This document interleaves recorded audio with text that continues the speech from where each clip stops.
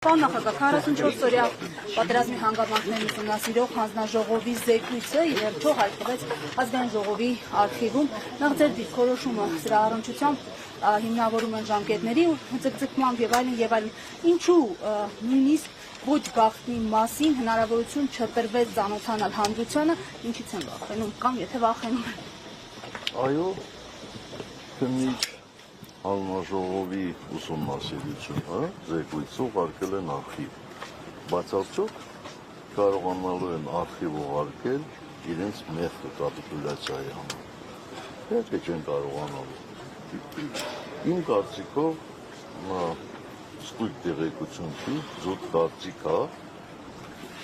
հանձնաժողովի ստեղծումից հետո հանձնաժողովականներն ասել են հանգիստ աշխատեք, հետո տեսնենք ինչ ալնելու եւ այլն։ Եվ գիտակցաբար թույլ են տվել, որ հանձնաժողովը խախտի օրենքով նախատեսված ժամկետների ուսումնասիրության համար։ Այնուհետև մյուս ցևին ասել են, որ խախտել են, ինչու եք վերում ազգային ժողով, ինչու եք վերում քննարկման, ուղարկեք արխիվ։ Բազա չէ, այնտեղ ուրիշ ինչ պետք է գտնեն։ Իրանց մեղքերն են այնտեղ գտնելու այդ հանձնաժողովի ուսումնասիրություններում։ Իհարկե կլինեն մարդիկ, այսպես ներդրված մարդիկ, ովքեր կփորձեն հեքիաթներ պատմել, բայց նա գերագույն գլխավոր հրամանատարը իրենք են, բոլոր հրամանատարները եղել են իրենց նշանակածները, ապա ինչ։ Հասկանում են, որ այնտեղ կարող են ասել, բանակում եսել, բանակում եներ եւ այլն, բայց այդպես ասողներին իհարկե միշտ պետք է պատասխանել հետեւյալը, որ ոչ Սերժ Սարգսյանը եւ ոչ էլ պաշտպանության նախարարը երբեք չեն հայտարարել, որ հայկական զինված ուժերը տարածաշրջանում ամենաազդեցիկներն են։ Այդ ոնց էր, որ տարածաշրջանում ամենաազդեցիկներն էին, այդ ոնց էր, որ միջմարտական մի դիրքի գրավման հետևանքով 70-ից ավելի 71 մարտական խաչով արգելադրեց այդ հիմա իրենց կարծիքով անմարտունակ բանակի զինվորներին ու սպաներին, բայց երեք նախագահները միասին վերցած այդքան մարտական խաչ չեն շնորհել։ Այդ փաստերը հնարավոր չի ուղղակի մոռանալ, էլի։ Այնպես որ լավ է նաև որ արխիվ են ուղարկել, թող մնա, հետո կտեսնենք։ Պարոն նախագահ, երկրորդ նախագահը հայտարարեց, որ իր թիմը մասնակցել է 2026-ի ընտրություններին, հանրապետականը որոշում ունի արդեն։ Ես հաջողություն եմ ցանկանում բոլոր այն ուժերին, ովքեր արդեն որոշել են մասնակցել 2026 թվականի ընտրություններին։ Մենք որոշում չունենք, մենք զբաղված ենք այլ գործով,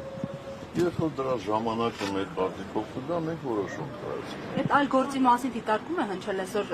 դարձյալ նույն ասուլիսի շրջանակում, ասել եմ մենք մեր ստորագրությունը տվել ենք, սպասում ենք։ Դա այդ process-ը, համագործակցությունը, ստորագրություններով միանալը ենթադրում էր ստորագրություն տալ եւ սպասել, թե այլ ենթադրելի գործողություններ պիտի լինեին եւ impeachment-ի գործընթացի հաջորդ փուլը որն է, պարոն նախագահ, որովհետեւ ձեր նախաձեռնությունն է, ձեր ուժի։ Նախ այդ հարցի առաջին մեծ մասի 90%-ը ինչ չի ուղղված, խնդրում եմ ինձ ուղղված հարցեր տվեք, էլի։ Սա մեկ, երկրորդ փուլը impeachment նախաձեռնողների հայտարարությունն արդեն կա։ Եվ ուզում եմ ասել, որ նախաձեռնողները մենք չենք եղել, մենք եղել ենք պաշտպանողները, մենք եղել ենք եւ կանք տեխնացու առաջադրողները, ինչի համար մենք այդ բառը ես չեմ սիրում, էլ ասեմ հպարտենք, ինչի համար ես շնորհակալություն եմ հայտնում մեր թիմի բոլոր անդամներին, ովքեր այս գաղափարը պաշտպանեցին։ Հնարավորությունները փողոցի գեներացիայի մասին եք խոսել։ Նրանք հերթով լինելու են, եթե նորից եմ ասում, ուշադիր հետևեք impeachment նախաձեռնողների նո էջերին ասեմ կամ նրանց խոսքին, տեսնեք, որ արդեն հայտարարություն եղել է։ Եվ եթե ուզում եք կարող են կրկնել, նրանք հայտարարել են,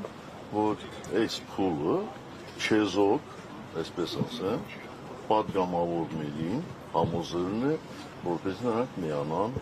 impeachment-ի գործընթացին։ Տեսնենք ժամանակ։ Պարոն նախագահ, դուք ասում եք, որ ձեզ համար Արցախի էջը երբեք չի կարող փակված համարվել, բայց փաստորեն այս իշխանությունները Արցախի էջը փակված են համարվում եւ արցախցիների վերադարձը իրատեսական չեն համարում։ Հիմա էլ եք կարծում, որ Արցախի էջը փակված չէ։ Այո։ Մեր տարբերությունը այս իշխանություններից միայն դա չի։ Մենք հսկայական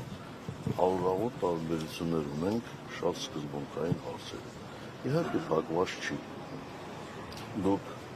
հնարավորություն ունեք ուսումնասիրելու, ես չեմ ասում, որ դա արդեն, չգիտեմ, կանխորոշեց Արցախի լինելու հարցը, բայց նայեք, թե Միացյալ Նահանգների կոնգրեսականները ինչ առաջարկություն են մտցրել կոնգրես։ Նայեք, տեսեք, թե ռուսական վերլուծաբանները ինչպիսի եզրակացություններ են արել եւ ինչ առաջարկություններ ունեն։ Ես չեմ ասում, որ դրանք արդեն որոշված պետությունների կողմից որոշված հանգամանքներ են, բայց դրանք կարևոր հանգամանքներ են։ Արցախը կմնա հայկական, եթե մեր ուղերձների մեջ, բոլորիս ուղերձների մեջ այն լինի հայկական։ Բայց այն հիմիկվա իշխանությունները կարծես միայն տարածքային վիճ են դիտարկում եւ այդտեղ էլ Ալմաթայի հռչակագրին են հողում տալիս տարածքային ամբողջականության մասին գրեթե կա մինչդեռ մադրիդյան սկզբունքների Կազանը ավելի շատ Արցախի ինքնորոշման իրավունքի մասին էին։ Ինչու դուրս մնաց այս ինքնորոշման իրավունքը։ Մենք Ալմաթայի հռչակագիրը նորից ուղղակի որևէ այսպես փրկուրներից կախվելու պատմության Ալմաթայի հռչակագիրը չի կարող լինել որպես հիմք։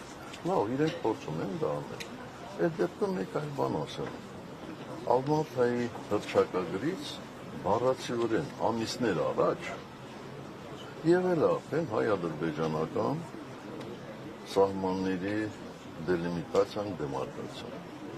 Բայց ինչու դրանով չեն առաջում։ Ինչ է նորից անում դա։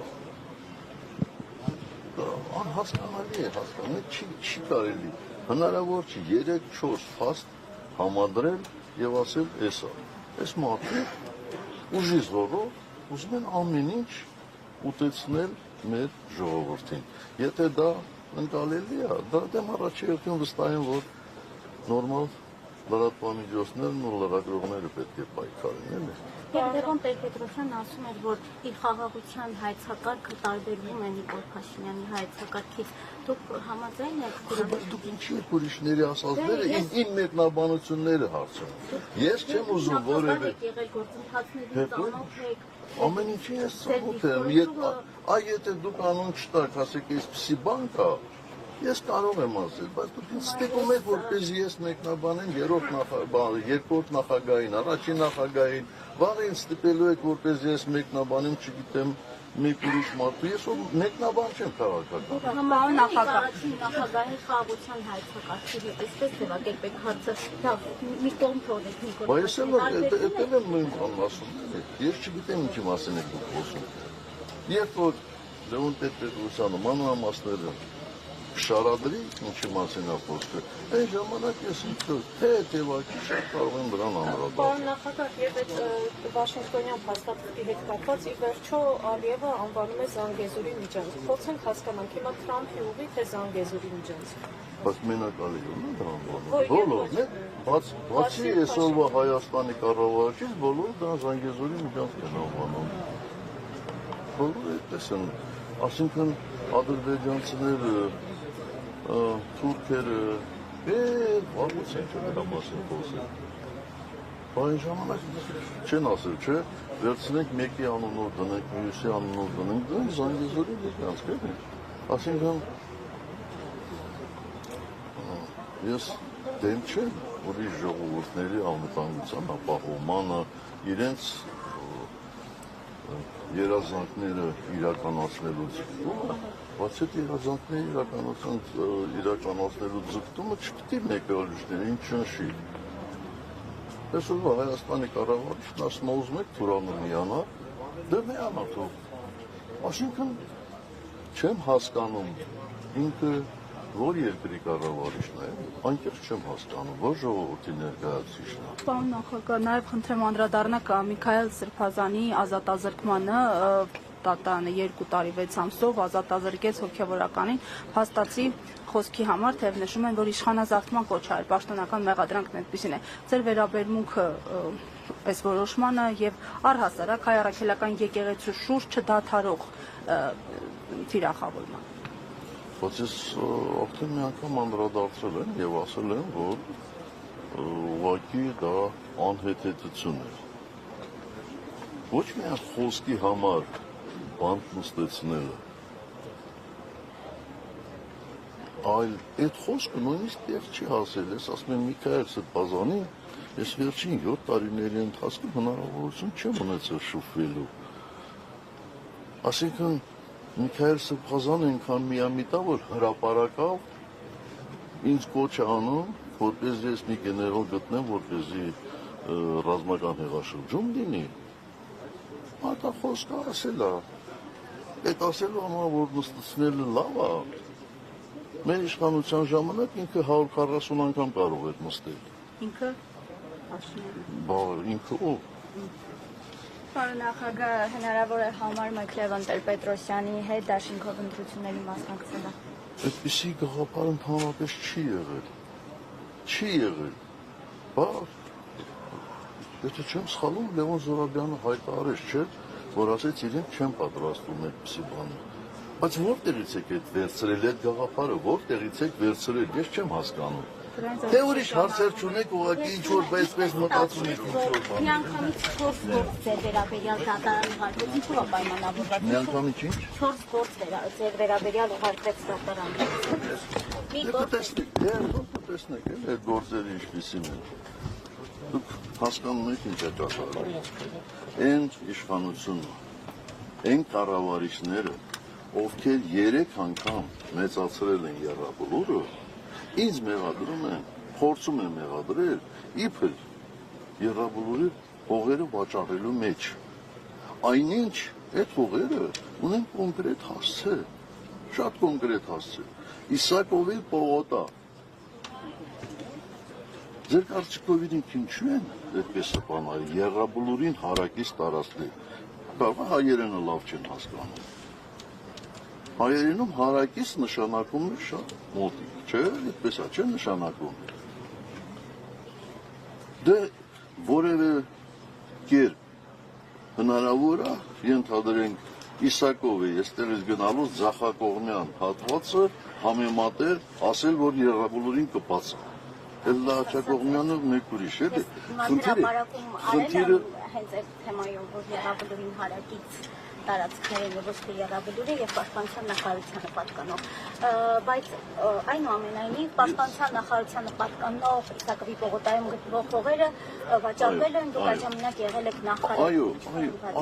Այդ հողերը եւ այս Շատ բարձ պատճառով։ Ես որտեղ ծառայել եմ Հայաստանի Հանրապետությունում, որ կառույցներում ծառայել եմ,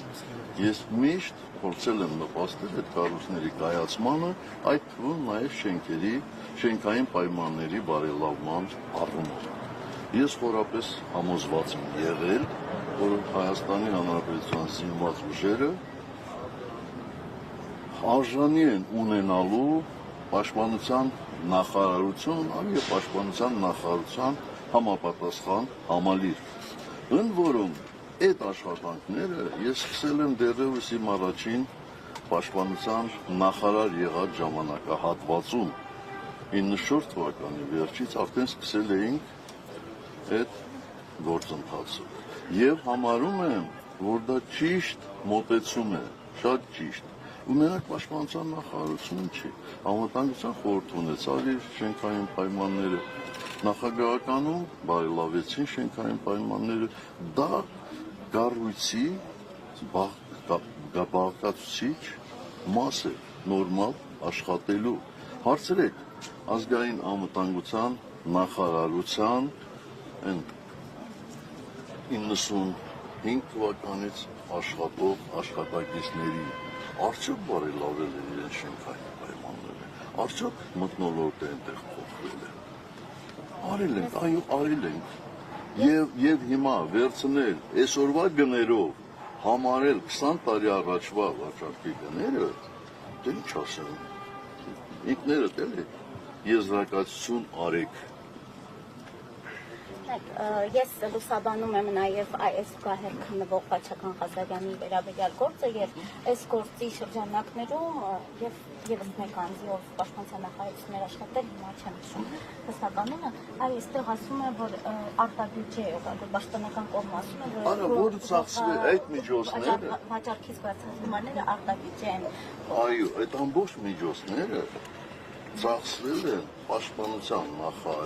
նախարարության համալիրը կառուցելու նպատակին, առանց որևէ բանի։ Եվ այստեղ նաև Հայաստանի նախագահը այդ ժամանակ Ռոբերտ Քոչարյանն էր, եւ նաև Toyota Երևանը այստեղ հողատարածքներ է գնել, շատ քննարկվում է այս հարցը։ Ինչպես ստացվեց, այսինքն դուք տեղյակ եղել եք Toyota Երևան Ռոբերտ Քոչարյանի ողջուն հողատարածք վաճառելու։ Ոչ, տեղյակ չեմ եղել եւ դատականության ժամանակ վստահ եմ այդ հարցերից տալու են, դուք ուշադիր կհետևեք։ Ես տեղյակ չեմ եղել, որովհետեւ այդ հողերը կարող էին ձեռք բերել յուրաքանչյուր ոք, ով ուներ գումար եւ ցանկություն այդտեղ հող ձեռք բերելու։ Թող գտնեն 1, 2, 5 մարդ, իրական մարդ, ով ուզել է այնտեղից հող ձեռք բերի, իրան ուղղակի մերժել են։ Կարևոր է տեղյակ լինեք, ներկայիս իշխանությունների մեջ, պատգամավորների մեջ կան անձինք, որոնք այդ տարածքում հող են ձեռք բերել։ Չգիտեմ։ Ես ընդհանրապես ուրիշների բույքերով տենց առանձնապես չեմ եղել։ Դե ամեն դեպքում պաշտպանության նախարար եղած ժամանակ, եթե պաշտպանության նախարարությունը պաշտպանող հողեր կվաճառվել են, կարելի է Ես ասել եմ տնության ժամանակ իմ հետ կրկնում եմ, ես հայտարարել եմ պաշտպանության նախարարությունում, ասել եմ կաներ ովքեր ցանկություն ունեն այստեղից հող ձեռք բերելու, նվազանգույն գինը այսքան արի, ձեռք բերել, ով ձեռք բերել։